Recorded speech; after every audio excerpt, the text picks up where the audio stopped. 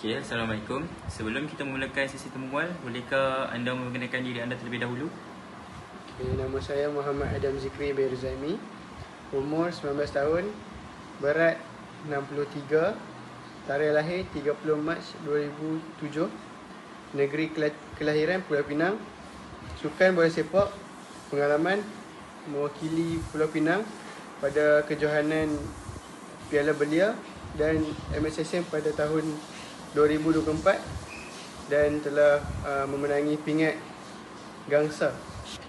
Okey, Adam. Bagaimanakah perasaan anda apabila menghadapi tekanan semasa latihan intensif? Saya berasa agak tertekan dan penat. Tetapi dalam masa yang sama, saya anggap tekanan itu sebagai cabaran untuk memperbaiki diri.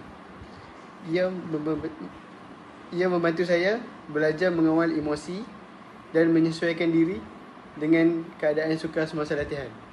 Oh, begitu. Okey. Adakah anda berasa tekanan memberi kesan kepada prestasi anda di dalam pertandingan? Ya, tekanan boleh memberi kesan sama ada positif atau negatif. Jika saya terlalu gemetar, prestasi mungkin menurun. Namun, jika saya berjaya mengawal tekanan, ia sebenarnya membantu saya untuk lebih fokus dan bersemangat untuk menunjukkan kemampuan yang terbaik. Okey, seterusnya. Apakah perkara yang utama yang anda lakukan untuk menenangkan diri sebelum bertanding? Saya biasanya tarik nafas dalam-dalam dengan muzik yang menenangkan dan fokus pada matlamat saya. Saya juga akan berdoa supaya hati lebih tenang dan yakin sebelum masuk ke gelanggang. Okey, soalan yang seterusnya. Siapa yang biasanya memberi sokongan apabila anda berada dalam tekanan? Kebiasaannya, rakan sepasukan dan jurulatih yang banyak memberi sokongan. Mereka akan memberi kata-kata semangat, nasihat dan membantu saya kekal positif. Kadang-kadang, keluarga juga memainkan peranan penting dengan memberi dorongan moral. Adakah anda menggunakan sebarang teknik relaksasi seperti pernafasan dalam atau visualisasi sebelum pertandingan? Ya, saya gunakan teknik pernafasan dalam untuk mengurangkan rasa cemas. Saya juga bayangkan situasi saya bermain dengan baik, iaitu visualisasi supaya minda saya lebih bersedia dan yakin.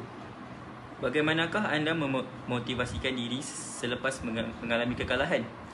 Saya akan menilai semula kesilapan yang dilakukan dan jadikannya sebagai pengajaran. Saya juga akan berlatih lebih keras supaya tidak mengulanginya. Saya percaya setiap kekalahan adalah peluang untuk menjadi lebih baik pada masa yang akan datang. Okey Adam, apakah perancangan dan impian anda untuk masa yang akan datang? Perancangan dan impian saya untuk masa yang akan datang adalah untuk mencapai kejayaan dalam bidang yang saya ceburi serta menjadi individu yang memberi manfaat kepada keluarga dan masyarakat.